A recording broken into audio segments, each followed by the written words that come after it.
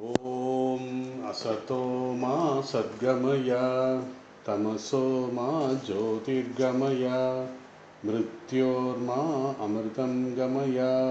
ॐ शान्ति शान्ति शान्तिः। बृहदारण्यकोपनिषत् शान्ति मंत्रम भगवद्गीता ध्यान श्लोकम। ॐ प्रपन्नपारिजाताय स्तोत्रवेत्रैकपाणये ज्ञानमुद्राय कृष्णाय गीतामृतदुहे नमः। सर्वोपनिषदो गावो दोक्ता गोपालनन्दनः पार्थो वत्स सुधीर्भोक्ता दुग्धं गीतामृतं महत्। वसुदेवसुतं देवं तं च चानूरमर्दनं देवकी परमानन्दं कृष्णं वन्दे जगद्गुरुं। मूकं करोति वाचालं पङ्गुं लङ्घयते गिरिं यत्कृपातमहं वन्दे परमानन्दमाधवम्। பகவத்கீதை 8வது அத்தியாயம். அதில் 5வது ஸ்லோகம் முடித்தோம், 6வது ஸ்லோகம் ஆரம்பிக்கணும். இந்த 5வது ஸ்லோகத்தில் கடைசி பகுதி மட்டும் ஒரு தடவை திருப்பி பார்த்துடலாம். அதாவது அந்த காலே ச மாமேவ ஸ்மரன் முக்த்வா கலேவரம் யப்ரயாதி சமத்பாவம் யாதி ந அத்ர நாஸ்தி ந அஸ்தி அத்திர சம்சய. இந்த கடைசி நான் அஸ்தி அப்படிங்கிறத பிரிக்கணும். இதில் என்ன சொல்கிறாருன்னா, பகவான் 7 கேள்வி, அதாவது அர்ஜுனன் கேட்ட 7 கேள்விகளில் கடைசி கேள்வி, அதாவது என்ன கடைசி கேள்வி, பகவானை கடைசி நேரத்தில் நினைப்பது என்பதற்கான கேள்வி. அதாவது என்ன கேட்டார்னா, உன்னை எப்படி கடைசி காலத்தில் நினைக்க முடியும், அதற்கான பதில் பகவான் சொல்கிறாரு, நாம் இறைவனை எப்பொழுதும் நினைக்க பயிற்சி செய்ய வேண்டும். அவ்வாறு செய்தால் தான் நம்முடைய மனதில் அந்த சம்ஸ்காரம் உறுதி பெற்று ஸ்ரத்தையுடன் அதன் மூலமாக நாம் இறக்கும் தருவாயில் இறைவனை நினைக்க முடியும். ஏனென்றால் இறக்கும் தருவாயில் நம்முடைய மனம் சிந்திக்கும் திறனை இழந்துவிடும். நம்முடைய உடலும் அசைவதற்காக அந்த சக்தியும் இழந்துவிடும். ஆக சிந்திக்கும் திறனை இழந்த அந்த மனம் எந்த ஒரு புது விஷயத்தையும் சிந்திக்க முடியாது. அந்த நேரத்தில் நாம் பயிற்சி செய்து வைத்திருந்த அந்த சம்ஸ்காரம் ஆச்சாரமாக உறுதி பெற்று அந்த ஆச்சாரம் நிஷ்டையாக இருக்கும் பொழுது இறை நாமம் தன்னைத்தானே முயற்சி இல்லாமல் வரும். இந்த கருத்தை தான் பகவான் இந்த ஸ்லோகத்தில் சொல்லியிருக்கார். ஸோ அந்த காலே, மரண சமயத்தில் கடைசி மூச்சியில் நாம் இந்த உயிரை இந்த உடலிலிருந்து பிரியும் நேரத்தில் பொதுவாக உலக எண்ணங்கள் தான் எல்லோருக்கும் இருக்கும், ஞானிகளை தவிர. நான் இந்த உலகத்தில் இன்னும் அனுபவிக்க வேண்டும் என்ற பாவத்தில் தான் அவன் இருப்பான். ஆகவே அந்த பாவம் இருப்பதால், நான் இந்த உலகத்தை இன்னும் அனுபவிக்க வேண்டும் என்ற பாவம் இருப்பதால் அவன் அடுத்த பிறவியில் இந்த உலகில் பிறப்பான். உதாரணமாக, ஒருவன் ஏழையாக இருந்தால் அடுத்த வீட்டுக்காரன் பணக்காரனாக இருக்கிறான், அவன் என்னை விட நிச்சயமாக மகிழ்ச்சியாக இருப்பான் என்று இவன் நினைப்பான். ஆனால் அந்த பக்கத்து வீட்டில் இருக்கும் பணக்காரனோ இந்த ஏழையை நினைத்து அவன் ஏழையாக இருந்தாலும் மகிழ்ச்சியாக இருக்கிறான். ஏனென்றால் அவனுக்கு இந்த சொத்து பிரச்சனை, சொத்து தகராறு எதுவும் இல்லை. என்னுடைய குழந்தைகள் உறவினர்கள் என்னுடைய பணத்தை தான் விரும்புகிறார்களே தவிர என்னை விரும்புவதில்லை. ஆனால் அவனுடைய உறவினர்கள், அவனுடைய குழந்தைகள் அவனை நன்றாக பார்த்து கொள்கிறார்கள் என்று அவன் நினைப்பான். ஆக மொத்தத்தில் இவன் இப்படி நினைக்க, அவன் 2 பேருமே தவறு அப்படிங்கிறது சொல்கிறாங்க. கடைசி காலத்தில் நம்ம எப்படி இருக்கணும் அப்படிங்கிறது தான் இந்த எதையும் நினைக்க வேண்டாம். இன்னும் அந்த வீட்டுக்காரன் எவ்வளோ மகிழ்ச்சியாக இருந்தாலும் அதை பற்றி கவலை இல்லை. அதே மாதிரி நான் எவ்வளவு மகிழ்ச்சி இருப்பேன் என்பது தான் பார்க்கணும். அது இறை நாமம் நமக்கு சம்ஸ்காரமாக இருந்து அது நமக்கு ஸ்ரத்தையாக, அதாவது ஆச்சாரமாகி, அந்த ஆச்சாரம் ஸ்ரத்தையாகி உறுதி இருந்தால்தான் இறை நாமம் நமக்கு சிந்திக்க முடியும். அப்புறம் மாம் ஏவ ஸ்மரன், என்னையே நினை. இறைவனை நினைப்பது என்றால் என்ன? இந்த உலகமே இறைவன் தான் என்று நாம் 7வது அத்தியாயத்தில் பார்த்தோம். இறைவனே உபாதான காரணமாகவும் நிமித்த காரணமும் இருக்கிறான். அப்படிங்கும்போது இந்த உலகமே இறைவன் தான். ஸோ நம்முடைய லட்சியம் இறைவனை அடைவது, முக்தி பெறுவது, மோட்சம் அடைவது. ஸோ நான் இறைவனுடைய கருணை இருந்தால்தான் அவனை அடைய முடியும் என்ற எண்ணம் நம் மனதில் நிறைந்திருக்க வேண்டும். காரணம், நாம் பார்ப்பது, நாம் வியாபாரம் செய்வது எல்லாம் இறைவனுடன் தான். ஸோ அந்த எண்ணம் எப்பொழுதும், குறிப்பாக மரண வேளையில், மரண நேரத்தில் அது இருக்க வேண்டும் அப்படின்னு சொல்லி பகவான் சொல்கிறார். அது ஏன்னா டே டு டே ஆக்டிவிட்டிஸ் எல்லாமே இந்த உலகத்தோடு நம்ம செய்வதனால் அது இயற்கையாகவே எல்லாமே இறைவன் தான் என்ற எண்ணம் நமக்கு மனதில் வரும். அதுக்கப்புறம் முக்த்வா கலேவரம். முக்த்வா என்றால் விடுவது, கலேவரம் என்றால் உடல். இந்த உடலை விடுவது. நாம் இந்த உடலில் பற்று வைத்திருப்பதால் நாம் இந்த உடலை விட மனம் வராது, எப்போ? மரண காலத்திலும். அதனால் நம்முடைய உடலை, அதனால் என்ன ஆகும்னா நம்முடைய உடல் நம்மை விட்டு பிரியும். பொதுவாக ஞானிகளுக்கு அப்படி இல்லை. ஞானிகள் தன்னுடைய உடலையும் மனதையும் தன்னுடைய கட்டுப்பாட்டில் வைத்திருப்பதால் அவர்கள் நினைக்கும் நேரத்தில் அந்த உடலை விட முடியும். எப்படின்னா, வாசாம்சி ஜீர்ணானி யதா விகாய நவானி கிருஹ்ணாதி நரோபராணி ததா சரீராணி விகாய ஜீர்ணாய அந்யானி சம்யாதி நரோபராணி அப்படின்னு சொல்லிட்டு நம்ம 2வது அத்தியாயத்தில் பார்த்தோம். எப்படி ஒருவன் கிழிந்த துணியை தூக்கி போட்டு புது துணியை போட்டுக்கலாம், அது மாதிரி அவர்களால் செய்ய முடியும். காரணம், அவர்களுடைய முழு கட்டுப்பாட்டில் இருப்பதால் இந்த உடல் மனம். சாதாரணமாக நமக்கு அந்த மாதிரி முடியாது. காரணம், நாம் இந்த உடலில் பற்று வைத்திருக்கிறோம் மாயையின் காரணமாக அப்படின்னு சொல்லி சொல்கிறார். அதுக்கப்புறம் எப்ரயாதி, யார் இறை நாமத்துடன் ஸ்மரணத்துடன் இந்த உடலை விடுகிறானோ அவன் வாழ்க்கையில் வெற்றி பெறுகிறான், அவன் லட்சியத்தை அடைந்து விட்டான் என்று பொருள். ச மத்பாவம் யாதி, அவன் என் சுபாவம். இங்கு சுபாவம் என்றால் அந்த தெய்வீகத்தன்மை, சுபாவம். பாவம் என்றால் என்னுடைய தன்மை, என்னுடைய உண்மையான தன்மை. ஏன்னா நம்ம அதிலே பார்த்தோம், அதிபூதம் அதிதெய்வம் அப்படின்னா சுபாவம் அப்படின்னு சொன்னார். உள்ளே சுபாவம் இருக்குது, வெளியே இந்த சரீரம் இருக்கிறது. அதனால் இங்கே இந்த இடத்துல பாவம் அப்படிங்கிறது தன்மை, அந்த இறைத்தன்மையை. ச மத் பாவம் யாதி, அவன் என்னுடைய நிலையை அடைகிறான். இந்த சரீரத்தை, அதாவது அனாத்மாவை விட்டு இவன் அந்த சரீரத்தை அடைகிறான். என்னுடைய சுபாவத்தை, என்னுடைய தன்மத்தை அடைகிறான். நானே அந்த பிரம்மம் என்ற அந்த மகா வாக்கியத்தை உணர்கிறான். அப்புறம் கடைசி சொல்றாரு, ந அத்திர சம்சயா, இந்த விஷயத்தில் எந்த சந்தேகமும் வேண்டாம். ஏன்னா எந்த ப்ரூஃபும் கிடையாது, நம்முடைய சாஸ்திரம் தான் ப்ரூஃப். எவ்வளவோ அறிவியல் முன்னேற்றம் இருந்தாலும் ஒருவன் இறந்த பிறகு என்ன ஆகிறான் என்பதை யாராலும் விளக்க முடியாது, இருவரையும் யாராலும் விளக்க முடியவில்லை. ஆனால் நம்முடைய சாஸ்திரத்தில், நம்முடைய புராணத்தில் இது தெளிவாக விளக்கப்பட்டிருக்கிறது. அதனால்தான் நம்முடைய சாஸ்திரம் நன்கு இது சம்பந்தமாக விளக்கி இருக்கிறது அப்படின்னு சொல்லி இந்த 6வது அத்தியாயத்தை 5வது ஸ்லோகத்தை முடித்தார். இனி 6வது ஸ்லோகம். 6வது ஸ்லோகம் தான் அந்த சைக்காலஜிக்கலாக எப்படி நம்ம கடைசி காலத்தில் இறைவனை நினைக்க முடியும் என்ற விஷயம் வருது. அதாவது எம் வாபி ஸ்மரன் பாவம் திஜத்யந்தே கலேவரம் தம் தமைவ தம் தம் தம் ஏதி தம் தம் ஏவ ஏதி கௌந்தேயா சதா மத்பாவம் பாவிதா.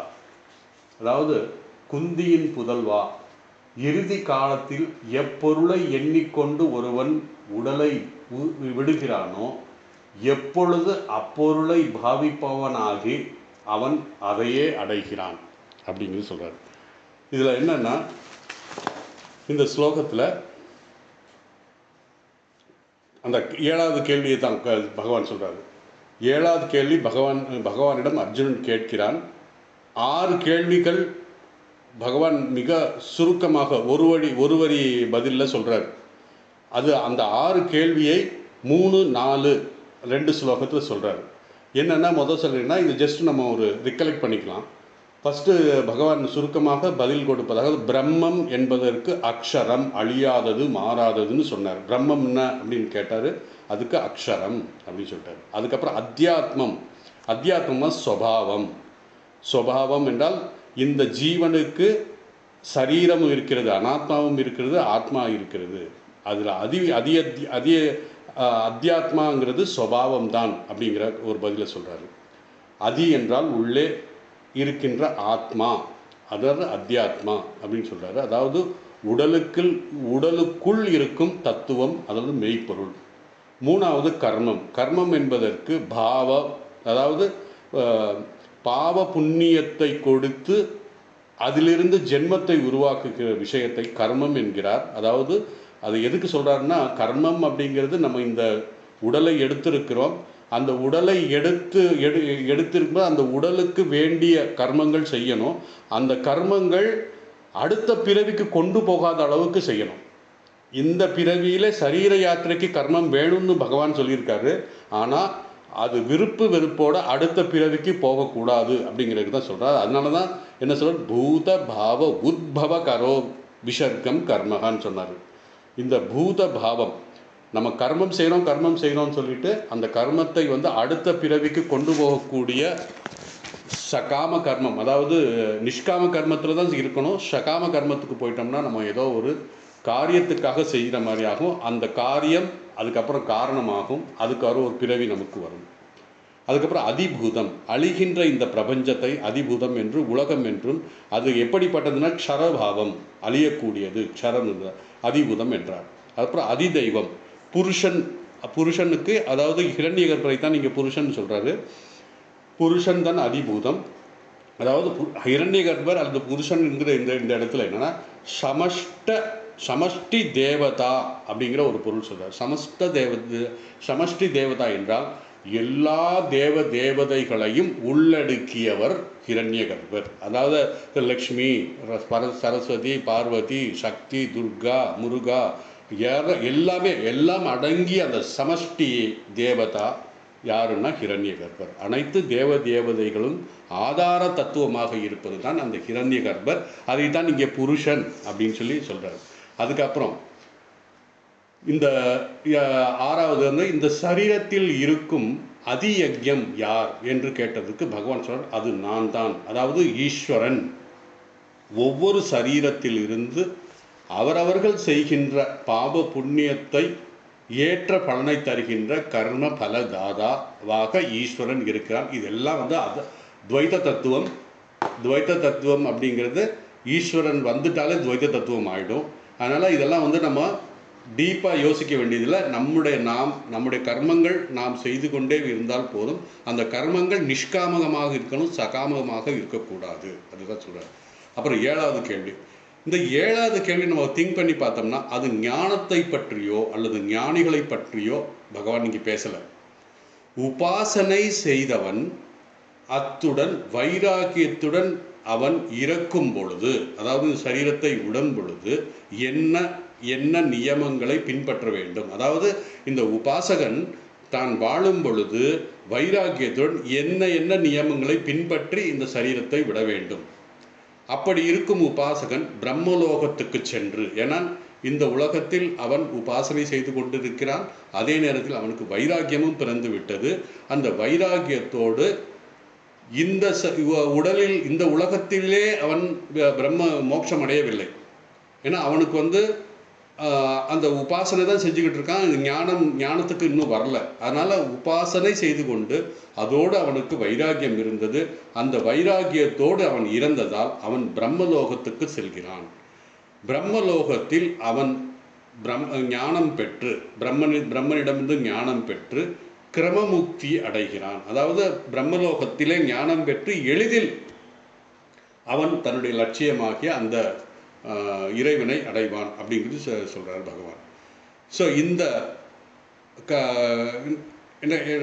அந்த காலே ச மாம் ஏவ அப்படிங்கிறதுக்கு உபாசகன் செய்ய வேண்டிய நியமங்கள், அதாவது அந்த உபாசகன் அந்த காலத்தில் இறைவனை பற்றி நினைக்க வேண்டும் என்றால் சில நியமங்கள், சில ரூல்ஸ் இருக்கு. அது என்ன? யார் ஈஸ்வரனை நினைத்து கடைசி மூச்சியை விடுகிறானோ அவர்கள் ஈஸ்வரனை அடைவார்கள். அதாவது கடைசி மூச்சியில் அவன் இறைவனை நினைத்து கொண்டிருப்பது, கடைசி மூச்சியில் இறைவனை நினைப்பது என்ன? அவன் வாழ்நாள் முழுவதும் இறைவனை பற்றி நினைத்திருந்தால், ஈஸ்வரனை பற்றி நினைத்தால் மட்டுமே ஈஸ்வரனை எளிதில் அடைய முடியும். அந்த ஈஸ்வரனை அடைந்த பிறகு அவன் பிரம்மலோகத்துக்கு செல்கிறான், பிரம்மலோகத்தில் அடைகிறான். பிறகு அங்கிருந்து ஞானத்தை பெற்று அதன் மூலமாக முக்தியை அடைகிறான் என்று கிரம முக்தியை பற்றி நான் இதில் இன்ட்ரோடக்ஷன்லேயே சொன்னேன். இந்த ஸ்லோகத்தில் பொதுவான ஒரு நியமத்தை சொல்கிறார். பொதுவான ஒரு நியமம்னா, ஈஸ்வரனை நினைத்தால் ஈஸ்வரனை அடைவாய். மற்ற பொருள்களை பற்றியோ சொந்த பந்தங்களை பற்றி நினைத்தால் அதே தான் அடைவாய். நீ எதை நினைக்கிறாயோ அதுவே ஆகிறாய் என்ற மாதிரி பகவானும் இதை எந்தே கருத்து சொல்கிறார். சென்ற ஸ்லோகத்தில் உபாசகன் மரண காலத்தில் பகவானை நினைத்து கொண்டு இறந்தால் பகவானே அடைகிறான் அப்படின்னு சொன்னார். இந்த ஸ்லோகத்தில் ஒரு பொதுவான நியமம், என்னிடத்தில் மட்டும் பொருள், அதாவது என்னை மட்டும் சொல்லல. அதாவது என்ன சொல்றாருன்னா, இந்த ஸ்லோகத்தில் இந்த நியமம் என்னிடத்தில் மட்டும் இல்லை. எப்படின்னா, என்ன நினைச்சா நீ என்னை அடைவாய், பொருள்களை நினைச்சால் பொருள்களை அடைவாய். பொதுவான நியமம், யார் எதை நினைத்து கொண்டு கடைசி மூச்சு விடுகிறானோ அவர்கள் அடுத்த ஜென்மத்தில் தான் கடைசியாக சிந்தித்த எண்ணத்தின்படி அந்த இடத்தை அடைகிறான் என்று பொதுவான ஒரு நியமத்தை பகவான் சொல்கிறார். ஸோ என்னை நினைத்தால் என்னை அடைவாய், வேறு எது நினைத்தாலும் அதை அடைவார். அதனால தான் எம் எதை அப்படின்னு சொல்றாரு. எம்னா எதை, எம் வாபின்னா பொருள்கள். ஸோ அந்த நியமம், இந்த நியமம் வந்து ஒரு உபனிஷத்துலையும் சொல்லப்பட்டிருக்கு. முண்டக உபனிஷத்தில் காமயதே மன்யமானே ச காமயபிர் ஜாயதே தத்ர அப்படின்னு சொல்லி ஒரு ஸ்லோகம் இருக்குது. இதோடைய விளக்கம் நான் வந்து அடுத்த இதில் சொல்கிறேன். ஏன்னா இது கொஞ்சம் நிறைய இருக்குது. இது சிம்பிளாக நான் இந்த இடத்துல என்ன சொல்கிறேன்னா, இந்த மந்திரத்தில் வந்து இதில் ஞானியின் மரணம் அஞ்ஞானியின் மரணத்தை பற்றி ஒப்பிட்டு காட்டுகிறார் இந்த ஸ்லோகத்தில். அதாவது இது வந்து இந்த மந்திரம் வந்து ஃபர்ஸ்ட் லைன் அந்த முண்டக உபநிஷத்தில், செகண்ட் லைன் வந்து ஞானியை பற்றி சொல்கிறாரு, முதல் லைன் வந்து அஞ்ஞானியை பற்றி சொல்கிறாரு. ரெண்டையும் ஒப்பிட்டுகிறார். அறியாமையில் இருப்பவனுடைய நிலை மரணத்துக்கு பிறகு என்ன ஆகும், ஞானியின் நிலை என்ன ஆகும் என்று இந்த உபநிஷத்தில் எவன் சில பொருள்களையே, அதாவது காமான் என்றால் பொருள்களையே நினைத்து கொண்டு உயிர் விடுகிறானோ, அடுத்த ஜென்மத்தில் எந்த பொருளின் மீது ஆசைப்பட்டு அதை அடைய முடியாமல் இறந்தானோ அடுத்த ஜென்மத்தில் அந்த ஆசைப்பட்ட பொருளுடன் பிறக்கிறான் என்று அந்த முண்டக உபனிஷத்தில் இருக்குது ஃபர்ஸ்ட் லைனில். அதே தான் இந்த ஸ்லோகத்திலையும் சொல்லியிருக்கார். அதே மாதிரி எந்த இடத்தில் பிறந்தால் அந்த ஆசை பூர்த்தி செய்யப்படும், அதாவது அதை பூர்த்தி செய்து கொள்வான் அப்படிங்கிறதையும் சொல்கிறார். அந்த இடத்தில் அவன் பிறக்கிறான். அதாவது இந்த பொருள் ஆசைப்பட்டு கடைசி மூச்சு விட்டான். ஸோ அந்த பொருள் எந்த சூழ்நிலையில் எங்கே கிடைத்தால் அவனுடைய ஆசை பூர்த்தியாகும், அதை வைத்து தான் அவன் பிறக்கிறான் என்று உபனிஷத்தில் இந்த கருத்தை தெளிவாக சொல்லியிருக்கார். ஆகவே இந்த 6வது ஸ்லோகமும் இந்த முண்டக உபனிஷத்தும் சொல்கிறது. ஏன்னா சர்வ உபனிஷதோ காவோ தோக்தா கோபாலநந்தனான்னு நம்ம பார்த்தோம். எல்லா உபனிஷத்துங்களுடைய சாரம் தான் பகவத்கீதை. அதனால் ஒவ்வொரு உபனிஷத்தும் தனித்தனியாக படிக்க வேண்டியதில்லை. பகவத்கீதை படித்தாலே எல்லா உபனிஷத்தும் படித்த மாதிரி ஆகிடும். அதே மாதிரி 2வது லைனில் அந்த ஸ்லோகத்தில் ஞானியின் நிலை சொல்கிறார். அதாவது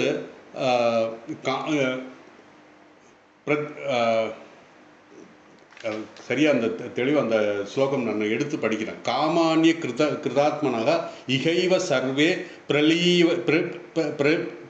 பிரவிலியந்தே காமாய அப்படின்னு சொல்கிறார். அதாவது எவன் ஒருவன் இந்த உடலை உயிர் இருக்கும் போதே எல்லா ஆசைகளும் மனதிலிருந்து நீக்கிவிட்டானோ அவனுக்கு எல்லா ஆசைகளும் அங்கே மடிந்து விடுகிறது. அதாவது நீக்கிவிட்டான் அப்படின்னா எல்லாமே அது காலப்போக்கில் அது மடிந்து விடுகிறது அப்படின்னு சொன்னான். ஏன்னா அந்த ஆசை ஒன்று போக போக நினைக்கத்தான் அது மீண்டும் அது புத்துணர்வு வரும்.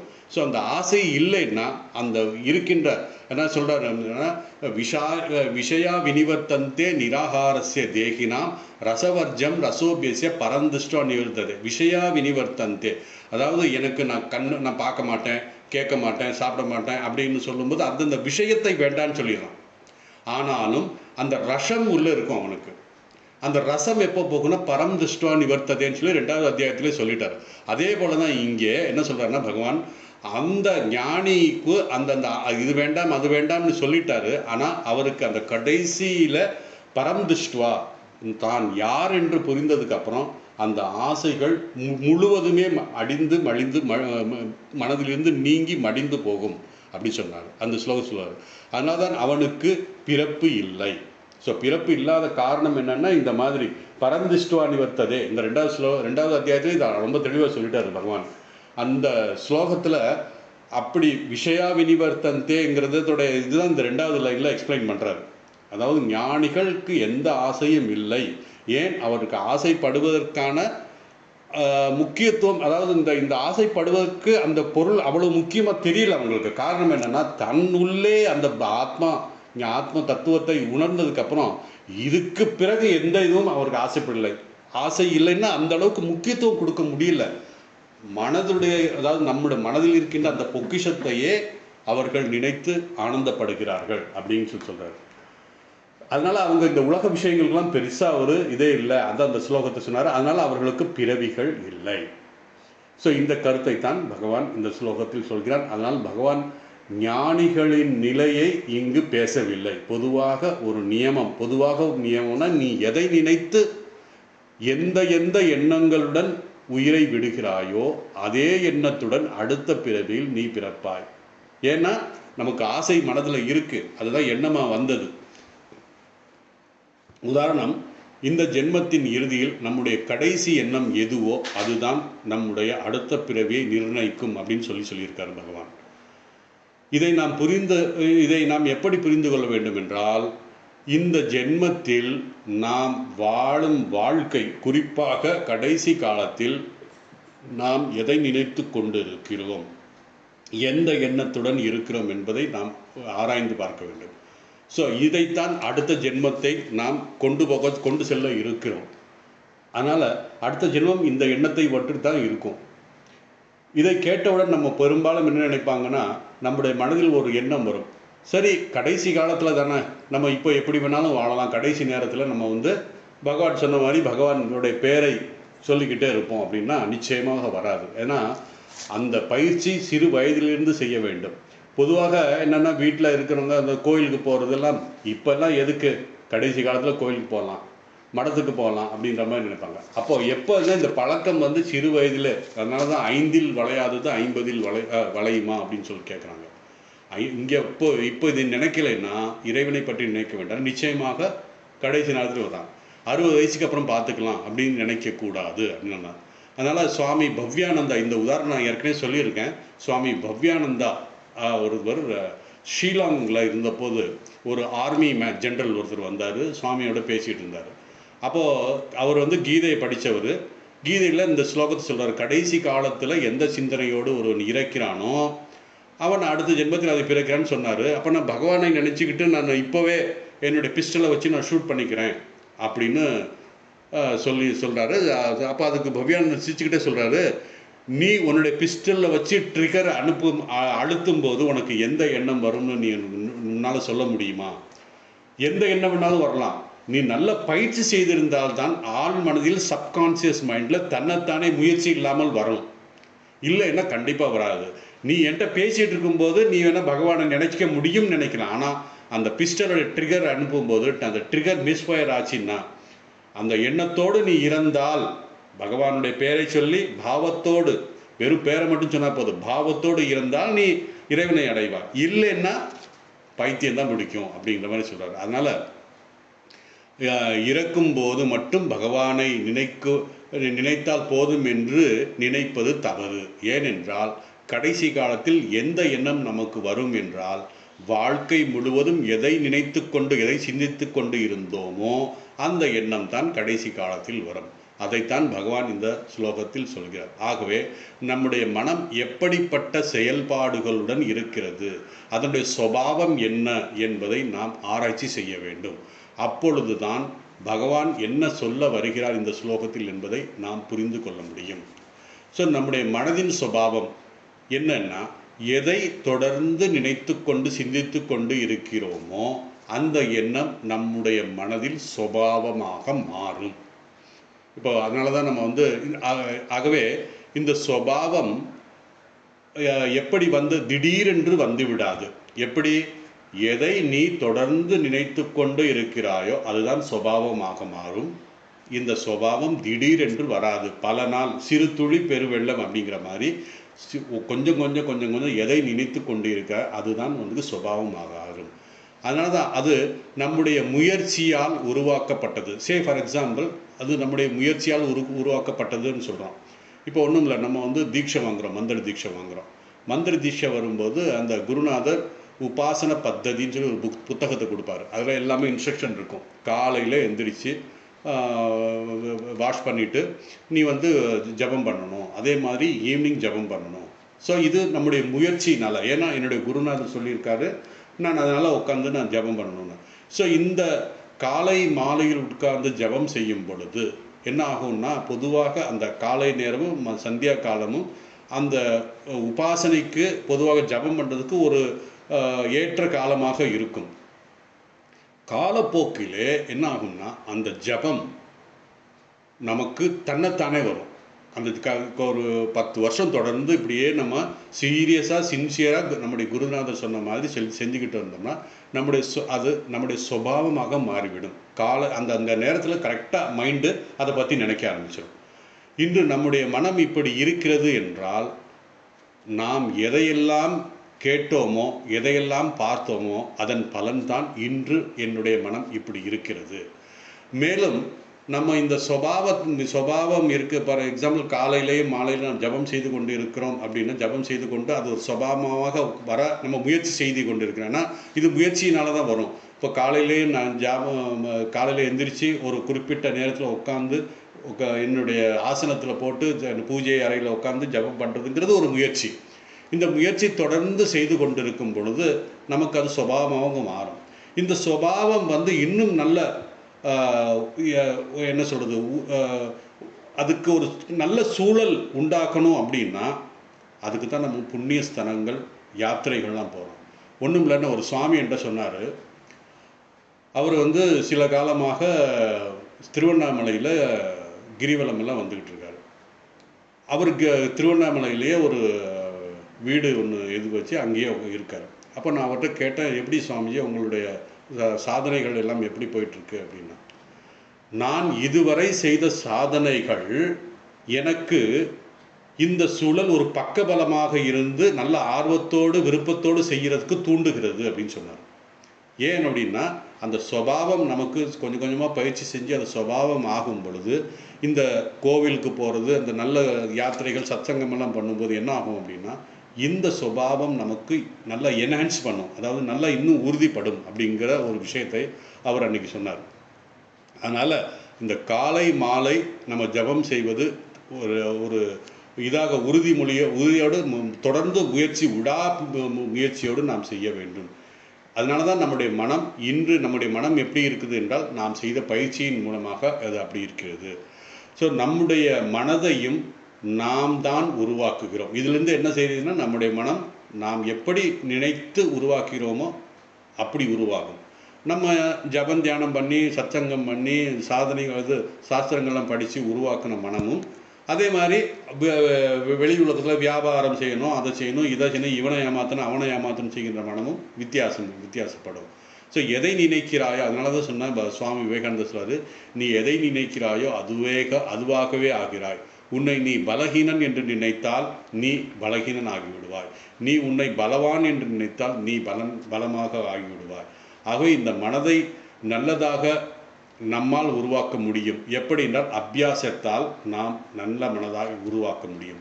நம்முடைய முயற்சியினால், நம் சத்சங்கத்தினால் சிந்தித்து உருவாக்கப்பட்டு இருக்க வேண்டும். அதாவது எப்படி இந்த மனை மீண்டும் மீண்டும், அதாவது சூழல் நமக்கு இறைவனை பற்றி நினைக்கக்கூடிய சூழல் இருந்தால் நாம் எளிதில் முன்னேற்றம் அடைய முடியும். அதனால்தான் இறைவனிடம், இறைவா எனக்கு இப்படிப்பட்ட ஒரு மனதை கொடுத்தீர்களே என்று நாம் அவரிடம் குறை சொல்லக்கூடாது. ஏன்னா அது எப்படிப்பட்ட மனம் இறைவன் கொடுக்கல, நம்ம தான் உருவாக்கியிருக்கோம். எப்போ பகவான் நமக்கு அந்த கொடுத்துட்டாரு, இதெல்லாம் இந்த சூழல் கொடுத்துட்டாரு, எல்லாமே கொடுக்குறாரு. அது நம்ம பாசிட்டிவாக எப்படி எடுத்துக்கு போகணும் அப்படிங்கிறத நம்ம கையில் இருக்குது. ஏன்னா பகவான் ராமகிருஷ்ணன் சொல்வார், ஒரு மாடு புல் மேய்க்கிறதுக்கு அந்த மாட்டோடைய சொந்தக்காரன் கயிறு கட்டி அந்த மரத்தில் கட்டி விடலாம். அந்த மாடு அந்த கயிறு நீளம் வரைக்கும் நல்லா மேய்ஞ்சிருச்சு அப்படின்னா அந்த மாட்டு சொந்தக்காரன் சொல்ல, ஓ இவ்வளோ தூரம் மேய்ஞ்சிருச்சு, அப்போ இன்னும் கொஞ்சம் லூஸ் பண்ணி விடலாம் அப்படின்னு சொல்லி லூஸ் பண்ணி விடும். அது மாதிரி தான் நமக்கு கொடுத்த சூழலில் நாம் எப்படி உபயோகிக்க வேண்டும், எந்த இறை நாமத்தை சொல்லி நாம் எவ்வளோ முன்னேற முடியுமோ அப்படி முன்னேறும் போது பகவான் நமக்கு துணை செய்வார். அதனால தான் நம்ம வந்து இறைவனிடம் குறை சொல்லக்கூடாது, பிரார்த்தனை செய்ய வேண்டும். அதனால் இந்த மனதை உண்டாக்கியது நம்ம தான், இந்த மனதை உருவாக்கியது நாம். அதனால் நம்முடைய உடலும் நாம் தான் உருவாக்கிறோம். ஒருவன் பகவானின் சிந்தனையில் இருந்தால் அவனுடைய மனம் அந்த சிந்தனையே வாசனையாக சம்ஸ்காரமாக மாறும். அது உங்களுக்கு தெரியும், நான் ஏற்கனவே நான் சொல்லியிருக்கேன். மேலும் இந்த மனம் நம்முடைய ஸ்தூல சரீரத்தை போல சிறு வயதிலே இந்த மனம் ஓடி ஆடி விளையாட முடியும். அதே மாதிரி அப்படி ஸ்தூல சரீரம் எப்படி இருக்கோ அதே மாதிரி தான் சூக்ஷ்ம சரீரமும். சிறு வயதில் நாம் வந்து மாடிப்படியில் 2 படி 3 படி ஏறி போவோம். அதே ஒரு 60 வயசு 70 வயசு ஆகிடுச்சுன்னா, குறிப்பாக 70 வயசுக்கு மேலே போயிடுச்சுன்னா ஒரு படி எடுத்து வச்சா 2 நிமிஷம் நிற்க வேண்டியிருக்கும். ஏன்னா மூச்சு வாங்கும். அந்த மாதிரி ஒரு நிலை வரும். மனசு அதே மாதிரி தான். உடல் இந்த மாதிரி தன்னுடைய சக்தியை இழக்கிறது. அதே போல் மனதும் தன்னுடைய சக்தியை இழக்கும், ஆரோக்கியத்தை இழக்கும். வயது ஆக ஆக அந்த ஆரோக்கியம் குறைந்து போகும். அதனால் நம்முடைய மனதும் உடலும் ஒரே மாதிரியாக தன்னுடைய ஆரோக்கியத்தை இழக்கிறது. மனதில் ஆரோக்கியம் என்பது என்னென்னா, வயசு ஆன காலத்தில் புதிய எண்ணங்கள் சிந்திக்க முடியாது. அதாவது ஒரு 75 வயசு 80 வயசு ஆகிடுச்சு அப்படின்னா, பொதுவாக சில பேர் இருக்காங்க 90-95 வயசு வரைக்கும் இருக்காங்க, நல்ல இதாக இருக்காங்க. அந்த வயது ஆக ஆக என்ன ஆகும் அப்படின்னா, புதிய எண்ணங்களை ஏற்றுக்கொள்ளவோ அல்லது அதை சிந்திக்கவோ சக்தி இழந்துவிடும். அதனால் நம்முடைய சம்பிரதாயத்தில் என்ன பண்ணுவாங்கன்னா, சிறு வயதிலே என்ன கோயிலுக்கு கூட்டிகிட்டு போகிறது, சத்சங்கம், அந்த மாதிரி நல்ல இடத்துக்கு கூட்டிகிட்டு போகும்போது ஒரு புதிய சம்ஸ்காரம் வந்து அவருக்கு உருவாகும். வயசான காலத்தில் என்னன்னா அந்த மாதிரி வர முடியாது, புதிய எண்ணங்கள் வர முடியாது. அப்போ என்ன ஆகும் அப்படின்னா, சிறு வயதிலிருந்து நாம் என்ன சிந்தித்து கொண்டு இருக்கிறோமோ அதுவே முயற்சி இல்லாமல் வெளியே வரும். இப்போ நல்ல விஷயங்கள் சிந்தித்திருந்தால் நல்ல விஷயங்கள் வெளியே வரும், வேண்டாத சிந்தித்தால் அதுவும் வெளியே வரும். ஸோ அது வந்து நம்முடைய மனதுடைய சுபாவம். ஸோ அதனால் நம்முடைய சம்பிரதாயத்தில் சிறு வயதிலே நமக்கு நல்ல குணங்கள், சிந்திக்கக்கூடிய விஷயங்களை நமக்கு நம்முடைய தாய் தந்தையர்கள் அனுப்புகிறார்கள். ஸோ இந்த மனம் நமக்கு உதவுவது உதவாது நம்ம கையில் தான் இருக்கும். அதனால தான் 6வது அத்தியாயத்தில் 5வது ஸ்லோகம் 6வது ஸ்லோகம் ரொம்ப அருமையாக சொல்லியிருக்காரு. அது என்னுடைய குருநாதர் சுவாமி ரங்கநாதாந்தி அடிக்கடி சொல்வார், உத்தரேத் ஆத்மானம் நான் ஆத்மானம் அவசாதைய ஆத்மைவ ஆத்மனக பந்து ஆத்மைக ரிப்ரவ. இந்த மனம் உனக்கு நண்பனாகவும், நீ எப்படி வைத்திருக்கிற அது மாதிரி இந்த மனமே உனக்கு நண்பனாகவும் மாறும், நீ அதை சரியாக கட்டுப்படுத்துறது அதே எதிரியாக மாறும் அப்படின்னு சொன்னார். அதே மாதிரி 6வது ஸ்லோகத்தில்னா பந்துர் ஆத்மனஸ்தஸ்ய ஏன ஆத்மனக ஜீதக. அதாவது நீ உன்னுடைய மனதை வென்று விட்டால் அது உனக்கு நண்பனாக இருக்கும். அதே மனது நீ வெல்லவில்லை என்றால் அது போக்கில் விட்டுட்டுனா அது நமக்கு எதிரியாகும். ஸோ கடைசி காலத்தில் நம்ம கூட யாருமே இருக்க மாட்டாங்கன்னா என்ன, 24 மணி நேரம் நம்மளோட பேசிகிட்டு இருக்கிற ஆள் இருப்பாங்களா என்ன, இருக்க மாட்டாங்க. அப்போ என்ன ஆகும் அப்படின்னா, நம்ம எதிரியோட வாழ முடியுமா அல்லது நண்பனோட வாழ முடியுமா ரொம்ப நாள் அப்படின்னா, நண்பனோடத்தான் வாழ முடியும், எதிரியோட நம்மளால் வாழ முடியாது. அதனால தான் நிறைய பேர் வயசான காலத்தில் ரொம்ப கஷ்டப்படுறாங்க. காரணம் என்னென்னா, அந்த சிந்தனைகள், அவனுடைய மனமே அவருக்கு எதிரியாக இருக்கிறது. அந்த எதிரியோட எத்தனை நாள் நீங்கள் காலம் தள்ளுவீங்க? அதனால் ரொம்ப மனது உடைந்து ரொம்ப கஷ்டப்படுறாங்க. அதான் இந்த 2 ஸ்லோகம் வந்து நம்முடைய மனதில் நிற்க வேண்டிய ஸ்லோகம். உத்தரேத் ஆத்மனாத்மனா. அப்போது நம்ம பந்துவாவதும் எதிரியாவதும் நம்முடைய கையிலே தான் இருக்கிறது அப்படிங்கிற அந்த ஸ்லோகத்தை சொல்லியிருக்காரு. அதே தான் சொல்றாரு, அந்த கடைசி காலத்தில் நம்முடைய மனது எப்படி இருக்க வேண்டும், உத்தரேத் ஆத்மனாத்மனா. அப்போ நமக்கு நண்பனாக இருந்தால் நமக்கு உதவும். அதுக்கு நமக்கு அபியாசம் வேண்டும். அபியாசம்னா அந்த ஜிதாத்மனாக அப்படின்னா அந்த மனதை வெல்ல வேண்டும் என்றால் என்ன, நல்ல விஷயங்கள் சொல்லி சொல்லி சொல்லி அந்த மனதை நம்முடைய கட்டுப்பாட்டில் கொண்டு, அதுதான் அபியாசம் அப்படின்னு சொல்கிறோம். அந்த அபியாசம் இருந்தால் நல்ல விஷயங்கள் நமக்கு இருக்கும். அது நமக்கு எப்போ உதவும்னா பந்துவாக இருக்கும். பந்து நமக்கு உதவும். நம்முடைய பழக்க வழக்கங்கள் சம்ஸ்காரமாக மாறிவிட்டால் பிறகு எந்த முயற்சி இல்லாமல் தானே வெளியே வரும்.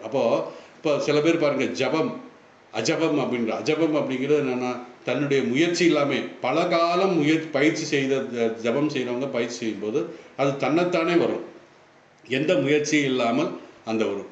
நம்முடைய மனதில் அந்த நாம ஜபம் தன்னைத்தானே வரும். இதை டெஸ்ட் பண்ணணும்னா என்னென்னா ஒரு சின்ன இது இருக்குது. உங்களுக்கு பிடிச்ச ஒரு பாட்டு ஒரு 50 தடவை கேளுங்க. அப்புறம் நீங்கள் அப்படியே சும்மா உட்காந்துருந்தாலும் அந்த பாட்டு தன்னைத்தானே உங்கள் மனதில் ஓடும். அது மாதிரி தான் உங்களுக்கு பிடித்த அந்த சொற்பொழிவோ அல்லது எதுவோ நீங்கள் தன்னைத்தானே வர்ற மாதிரி பண்ணால் மீண்டும் மீண்டும் அதை பயிற்சி செய்தால் தான் வரும்.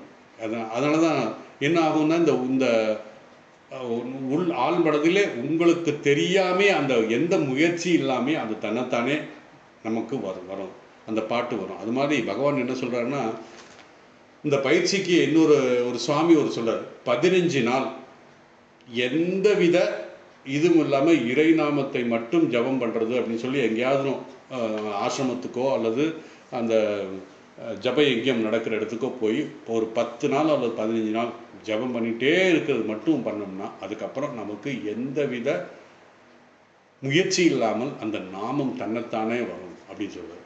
இதுதான் மனதினுடைய தன்மை.